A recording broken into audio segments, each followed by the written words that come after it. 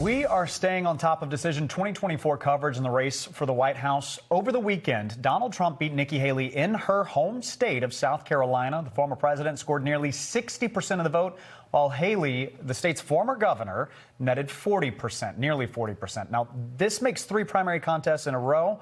We're talking Iowa, New Hampshire, and now South Carolina that Trump has won decisively. NBC 10 political commentator Sue O'Connell joining us right now. Let's follow the numbers here, Sue. The polls signaled a big win for Trump, and that's exactly what we saw and what we got.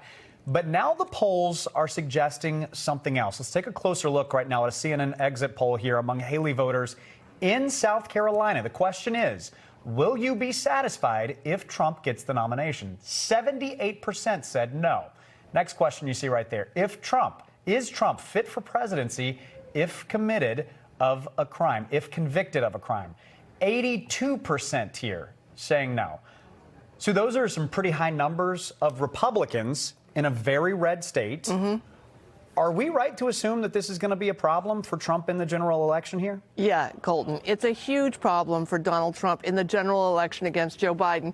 And this is not spin, it's just math, right? In order for Trump to win, he must get the vote of every single Republican and a few non-Republicans this November. And this data indicates that he can only count on about 60% of Republicans, and that is not enough to win. So how could Trump win those votes? Well, he could do that by moderating and broadening his message beyond the MAGA base. But if you heard any of his remarks at the CPAC meetings this past weekend, he was accusing Biden of bringing bloodshed, chaos, and violent crime to the U.S. So it's clear that Trump has not done that. So the fact that 40% of Republicans are expressing a serious reluctance to vote for him, that means that they will either stay home on November 7th or vote for a third-party candidate or just leave that circle for president empty on their ballot. So Trump cannot win if that happens. All right, well, let's talk about Nikki Haley here. After her loss, right, the Koch brothers, they said that they would stop donating to her campaign. It's a big deal. They're going to take a blow to the steam power for Nikki Haley here. So how much longer do you envision that she's going to stay in the race? And also, what will her campaign begin to look like and shift towards?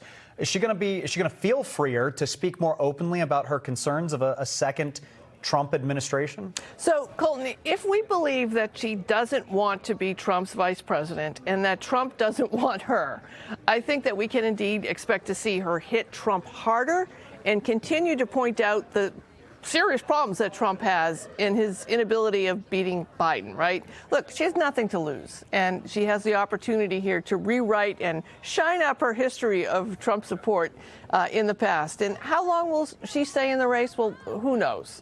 But Haley could be trying to simply outlast Trump. If something unexpected happens that takes Trump out of the race, there stands Haley, ready to take those delegates and challenge Joe Biden in the general. It's a long shot, but it certainly is not beyond the realm of what could really happen. Yeah, well, anything goes these days, I guess. Right, exactly. Let's stay on President Biden for a second, because we mentioned this at the top of the show. He's going to the border on Thursday. Immigration has been a losing issue for him, but now that House Republicans have sort of blew up the border deal, you think, is this his move to sort of try and change the narrative there? Yeah, absolutely. And look, at the Republicans, as you know, are serving him that opportunity on a silver platter.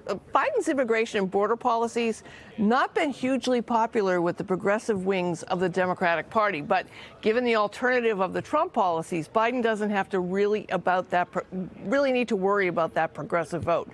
And due to the chaotic and dysfunctional Republican Congress, look, all Biden has to do is show some leadership at the border, show up, continue to say that he would sign a law giving him the power to close the border, and point out that Trump's policies were and could be worse for migrants coming over, and that the Republicans are blocking the progress. And suddenly, Joe Biden has a winning narrative on the border. All right, Sue O'Connell, thanks so much. We appreciate you jumping on and always providing some context to the issues that we're following here. You got it.